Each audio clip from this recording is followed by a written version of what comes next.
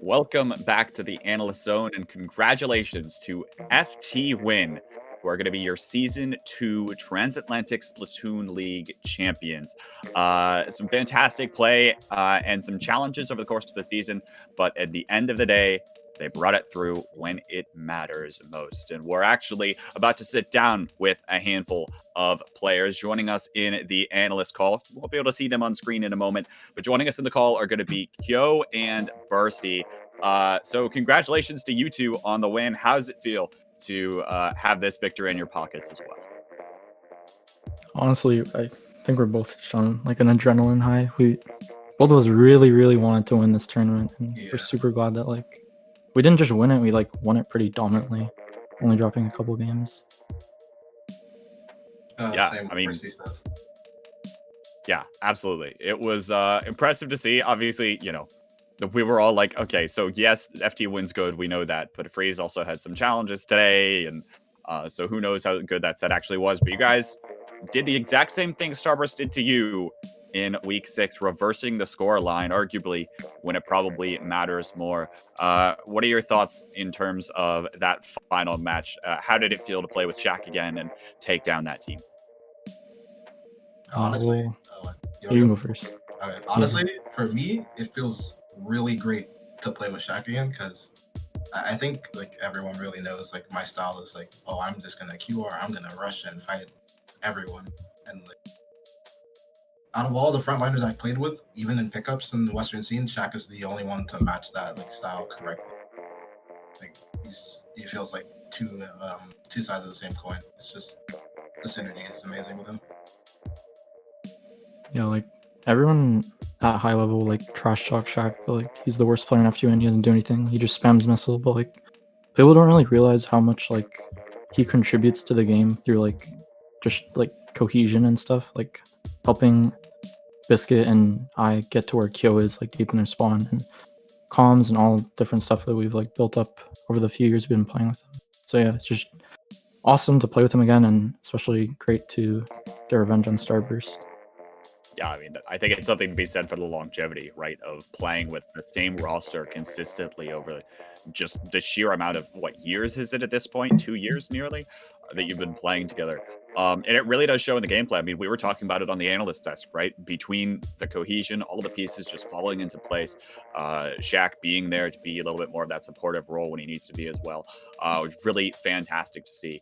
FLC, I know you had a question for these two. What was that? Yeah, I got a couple.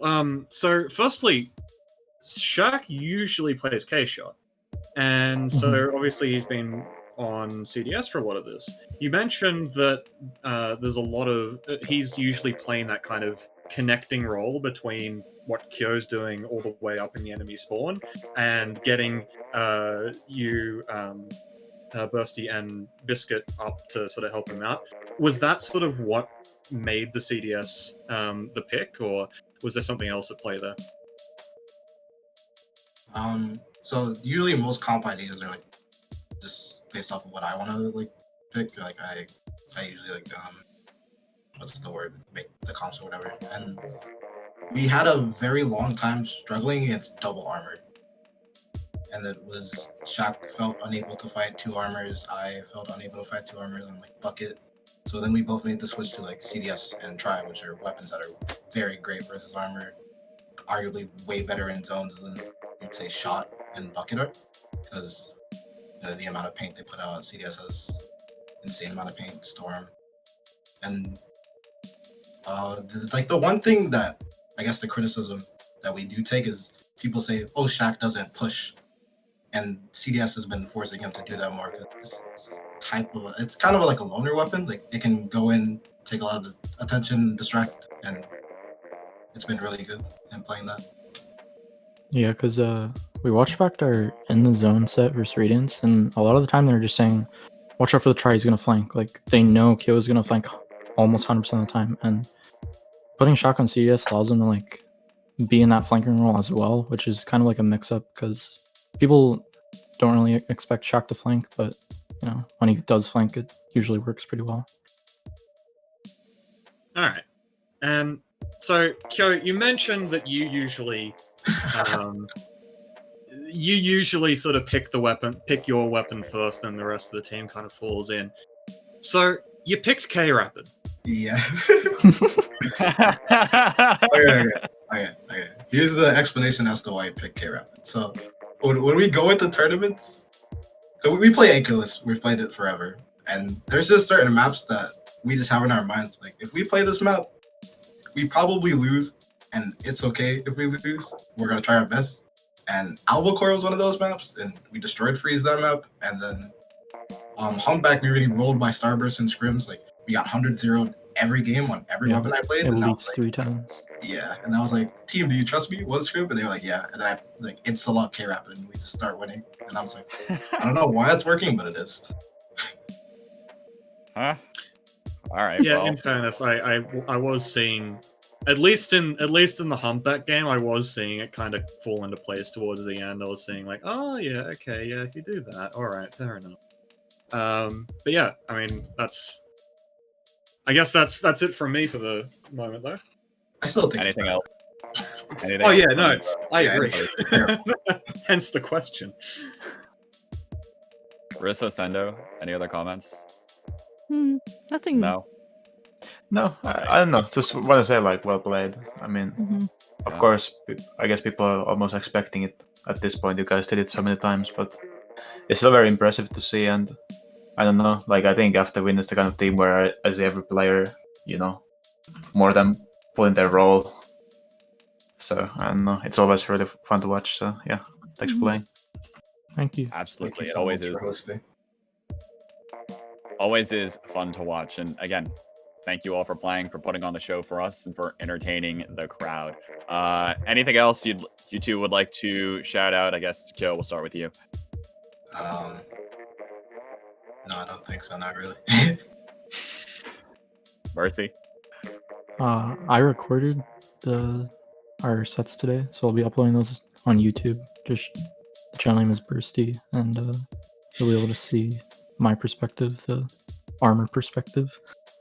I mean, really just the most riveting perspective of all of them, right? Of course. Of course. Yeah. Of course. I'm sure we got a lot of that on AutoCam anyway, right? Like that's where it usually likes to. All right, well- Yeah, Kyo-chan DXD on every social platform imaginable: YouTube, Instagram, Twitter, and Twitch. I don't post on 2 of those, but I'll try my best. Are you gonna say LinkedIn too, like Shaq did? No, not like. I don't want my employers to reach Jeez. All right. Well, once more, thank you both, and congratulations for your victory here, taking it down over Starburst, reversing the scoreline of Week 6, and becoming TASL Season 2 champions. Congratulations to the 2 of you, and congrats to the rest of the team.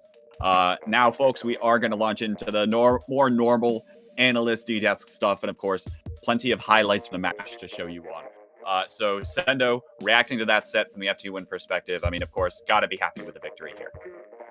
Yeah, I mean, for sure. Like, I think they did themselves. They were really happy with the win, and for a good reason. I think they played the classic good after win playstyle. Like, of course, there were some like cracks there in the way, like say like Sturs and Glamblitz, but overall it was just so solid. And I think it's interesting. Like they talk about Shaq and what his role is with the team, but for me, like Shaq is always like part of like the ultimate after win lineup, because I think he has like a really good understanding of what he needs to do for Kyo to shine. I think in some teams I kind of like see 2 front lines kind of like almost fighting for the spotlight. Like they both just trying to always like beat each other in terms of kills. Maybe they don't do it, but it kind of like looks like this. It's not as coordinated as with Shaq. He's not shy of like if he needs to back up to win the game, he does it. Like not every front line is capable of doing that. That's crazy to say that. And yeah, otherwise, like I think in games like Mako, you just see like a really clean, like vertical line of after win pretty much in the map from top down view, and they're playing it really well. And they always like on the enemy team taking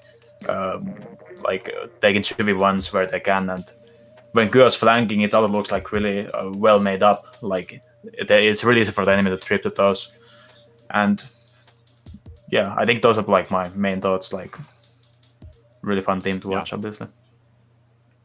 No, absolutely. Always a fun team to watch. Of course, FLC Starburst came up a little bit short, and obviously, I think we started to see a little bit of like the adaptation that I was saying, but at the end of the day, I guess it just wasn't quite enough.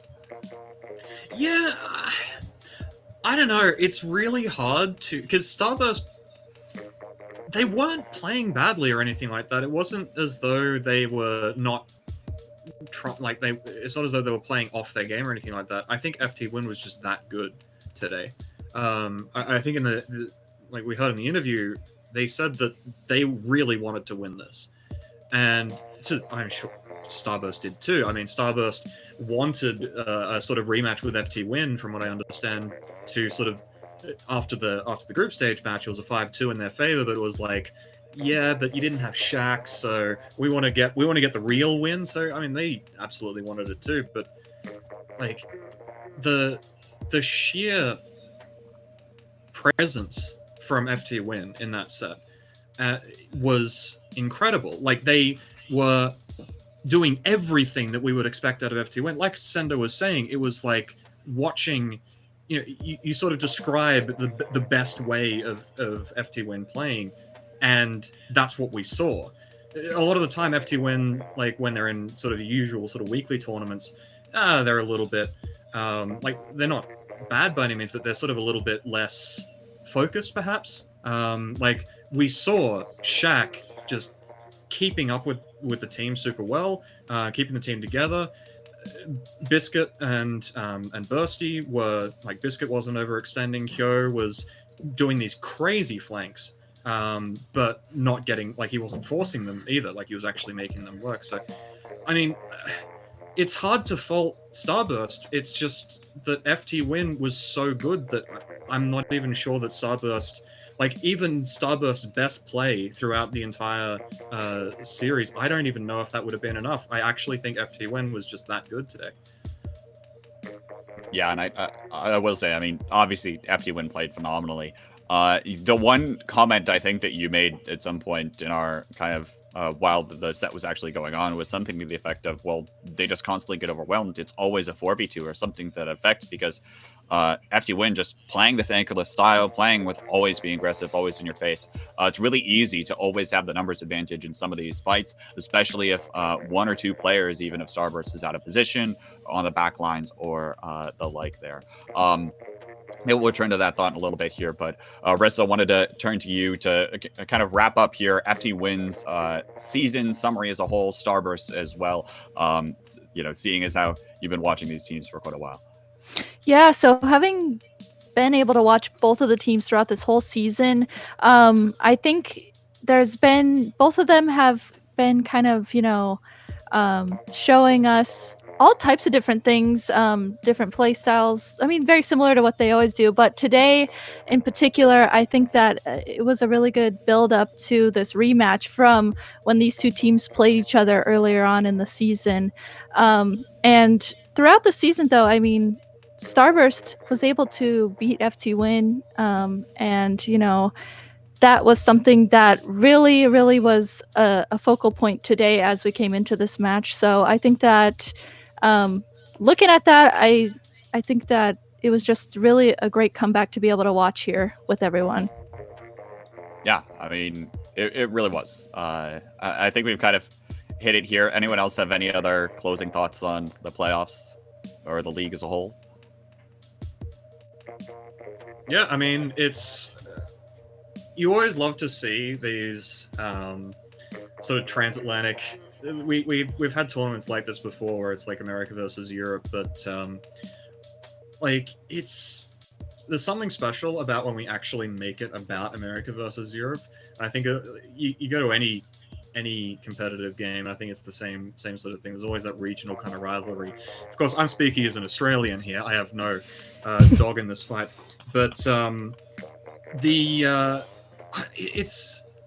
amount of hype that we get out of these matches, like the anticipation of Freeze going 20-3 in group stage, how is that going to translate over to fighting against these North American teams who both Starburst and FT Win had insane, like, crazy close sets against everyone in their region. So is Freeze just that good, or is Europe not? We have all these questions, and we actually get to sit down and really see how it's all playing out in one huge event. So no, it's incredible. I'm so glad that this has happened, and even with the sort of drama of the second semi-finals, but it's just a privilege to be able to watch this sort of event take place. I think that was an interesting point that you made about like North America versus Europe, because that's kind of like the dynamic we had here, right? So in the groups you're playing mostly the teams you're familiar with. You're likely like practicing against them quite often, since not at top level you only have so many teams you can practice against. So you're rather familiar with those teams. And then when you go into the playoffs, I think you need like a different set of skills to really like excel at the playoffs, because you gotta be able to, like, of course after win is not like an unknown quantity, like you gotta know like what you're getting, but at the same time, just due to how time zones work and so on, you're probably not like playing them day in day out, and same thing with other teams, of course. So that was kind of interesting to see how different teams like handle that sort of thing, and how they're able to keep up that momentum despite whatever happened in the groups. I mean, it should be the same thing if you drop a bunch of games in groups and then 1-2, or if you swept, it's gonna be a whole different story in the playoffs anyway. So that's my thinking here. Yeah, absolutely. But I mean, Sendo, to wrap this whole thing up, I mean, you have to be happy with how this season of TASL turned out, and maybe the fact that we also finished this season of TASL. Yeah, that's of course. I actually don't remember what happened in season 1, so that was in 2018. So if someone asked me who won it, I would be it would be some kind of a struggle to find out. I don't think anyone won it. No one won it. That's the thing. Yeah, I think Dang. people. Like I 2 think weeks. it's that. Yeah, I think it's didn't play out. Like it was like super unlucky, and the teams kind of like all sort of things happened. So yeah, of course, like I said before the stream started, it was kind of like a thing where I thought, maybe it would be nice to have some kind of like competition like this between the top teams, because there was like a bunch of like really exciting teams that I saw myself practicing, scrimming and so on, that there was a bunch of opportunity to see like really hype matches. So I was thinking like what would be a good format to really like bring this to the audience. And then I thought like maybe like, reviving this. I mean, the reviving thing was more partly because you already have like all the assets and stuff, so it's easy to pick it up. And that's kind of like my point here. Like I didn't really like expect it to get this big in a way, because I just thought like, okay, I'll just start it up, and then I ask some people to stream it, and they'll stream it or they don't. I don't care. I'm just like playing. But in the same time, I think especially like K-Bot, like big shoutouts, like this guy really took it to the next level. Like I for sure didn't expect it to get like this professional, and the whole like the casting and the whole staff. Like I think everyone should be glad to have this kind of professional, great people like working on this as their hobby. Like when you see it behind the scenes, you just have a very different kind of appreciation to how this is holding game together, and I'm extremely happy about that. Yeah, no, absolutely. It's really has been a privilege. I mean, there are so many people to thank. Obviously, this is not a one-person operation here. For the broadcast today, Endgame TV, specifically Nitro, putting together the entire graphics package, running production today, all the fancy bells and whistles, this whole analyst desk thing with the webcams and everything. Major shout outs to him for making this stream today look that much more professional, especially the replays. Everything that you saw today was 100% in Nitro's hands. Sammy on social media and graphics at Endgame TV, original designer of the TASL brand as well. And yeah, all of the on-air talent that we've had, not only for playoffs today, but over the course of the league as well, has been a pleasure to work with. But of course, there are two vitally critical people that I think are worth shouting out. For one, the teams for agreeing to this league in the first place. As you mentioned during the pre-show, Sendo, all these teams just kind of agreed to have this league happen, and it does take everyone to be a part of it and to see it through to the end. So thank you so much to the teams for their support of the league, what we were doing, what we were trying to accomplish, and for being cooperative along the way as well. And then Lastly, thank you to all of you, the spectators, for tuning in consistently. Whether that was, whether you were retweeting everything, whether you were watching all of the TASL streams during the regular season, or if you just tuned in for today, we really much appreciate your support. This league is nowhere near as large as it is without your guys' support, and it's what drives all of us to continue coming together to put on the show for you. With all of that out of the way, I think that about does it for the end of the stream today. Thank you all so much for tuning in to the Transatlantic Splatoon League's Season 2. We hope to see you all back in a future season or for future events, not only hosted by Sendo, but also from us at Endgame TV. We are going to send you all over to the Mario Kart Wii League Grand Finals that are happening right now. The league's gone on for 9 months, so if you're interested in watching a little bit more Mario Kart Wii, stay tuned. We'll be hitting the raid button and sending you all over there. But for now, that'll do it for us here for the Transatlantic Splatoon League Season 2. Congratulations to FT Win, who are your champions this season, and we hope to see you all next time. Take care, everybody.